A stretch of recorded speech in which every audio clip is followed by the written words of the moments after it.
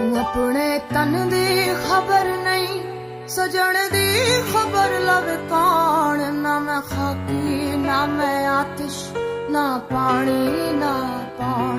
अपने तन दी खबर नहीं, सजन दी खबर लवे कौन। ना मैं खाकी ना मैं आतिश, ना पानी ना पौन।